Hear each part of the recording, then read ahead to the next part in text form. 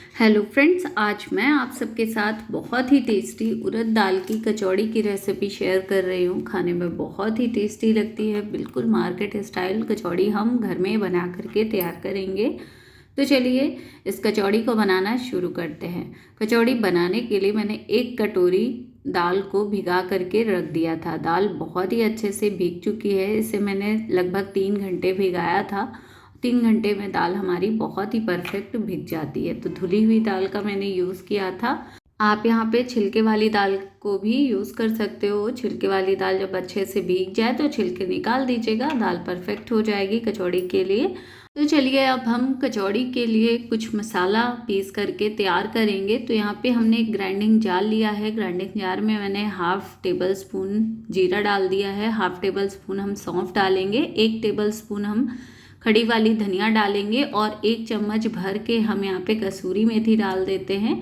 और 2 मैंने लाल वाली सूखी मिर्च ली हैं। अच्छे से सारी चीज़ों को ग्राइंड कर लिया है। मसाला हमारा बिल्कुल परफेक्ट, मतलब दरदरा सा जैसा हमें कचौड़ी के लिए चाहिए होगा, तैयार हो चुका है। तो एक बाउल में हम मसाले को ट्रांसफ़र करेंगे और भीगी हुई दाल को हम ग्राइंडिंग जार में ट्रांसफ़र कर लेते हैं।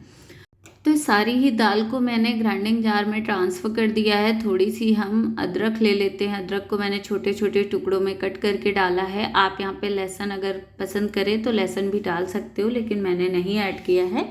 अदरक डाल करके और लगभग 2 से 3 चम्मच हम यहाँ पे पानी भी डालेंगे। उसके बाद दाल को अच्छे से ग्राइंड कर लेंगे। पहले मैं भूल गई थी तो वापस से मैंने दाल में पानी ऐड किया है और फिर ग्राइंड कर लिया है। तो आप देख सकते हो थोड़ी सी दरदरी सी दाल हमारी ग्राइंड हुई है, जैसी हमें चाहिए थी कचौड़ी के लिए।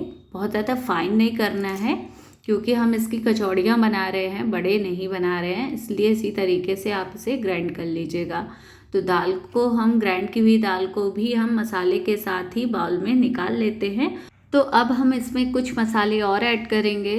तो यहाँ पे मैंने 1 टीस्पून डाल दिया हल्दी पाउडर, 1 टीस्पून मैंने यहाँ पे गरम मसाला डाल दिया है और 1 टीस्पून अजवाइन लेंगे। अजवाइन को हम इस तरीके से हाथों से क्रश करके डालेंगे जिससे कि फ्लेवर अच्छे से आएगा।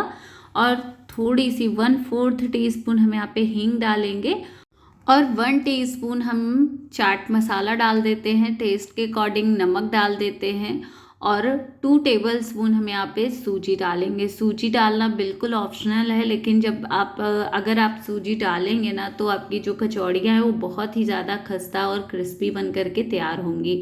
और 1 चम्मच हम यहाँ पे ऑयल डाल करके सारी चीज़ों को पहले अच्छे से मिक्स कर लेते हैं। मतलब मसाले को और दाल को अच्छे से एक साथ मिक्स कर लेते हैं।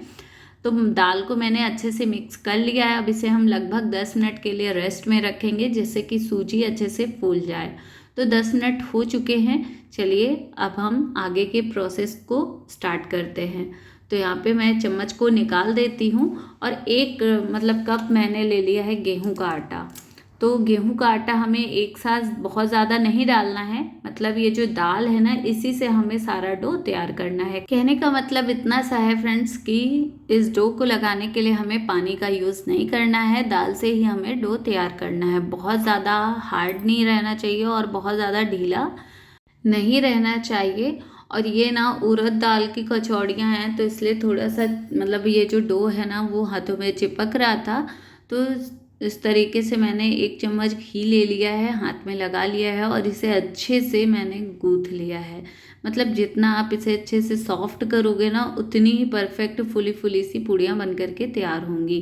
मैं पूड़ी कह रही हूँ, आप इसे पूड़ी कचौड़ी कुछ भी बोल सकते हो। खाने में बहुत ही ज़्यादा टेस्टी लगती हैं। तो डो हमारा बिल्कुल परफेक्ट तैयार हो चुका है। जैसे हम अक्सर पूड़ी वगैरह का आटा तैयार करते हैं ना, सेम तरीके से आपको इस कचौड़ी का डो तैयार करना है।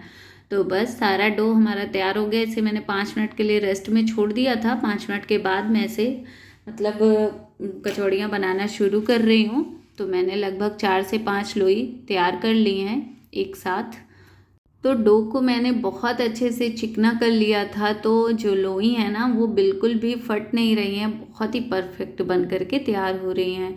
और अब इसे बेलना शुरू करते हैं। तो बेलने के लिए हमें घी या ऑयल लगा करके ही बेलना है, बिल्कुल भी आटे का यूज़ नहीं करना है। मतलब सूखे आटे को लगा करके हमें इसे नहीं बेलना है। हल्के हाथों से हम इसे बेलेंगे, बहुत ज़्यादा पतला नहीं बेलेंगे। जैसे हम पूड़ी बेलते हैं ना, तो उस तरीके से हमें इसे नहीं बेलना है। मतलब पूड़ी की अपेक्षा ये थोड़ी सी मोटी रहेगी क्योंकि ये कचौड़ियाँ हैं। तो इस तरीके से हम एक एक करके सारी ही कचौड़ी को बेल लेते हैं। तो कचौड़ी हमने बेल करके तैयार कर लिया है। इधर मैंने ऑयल भी गर्म होने के लिए रख दिया था। ऑयल हमारा परफेक्ट गर्म हो चुका है। गैस की फ्लेम को मैंने यहाँ पे मीडियम रखा है। मीडियम गैस में आपको इसे आराम से पकाना है। मतलब हाई फ्लेम पे आप इसे पकाएंगे तो ये क्रिस्पी नहीं होंगी।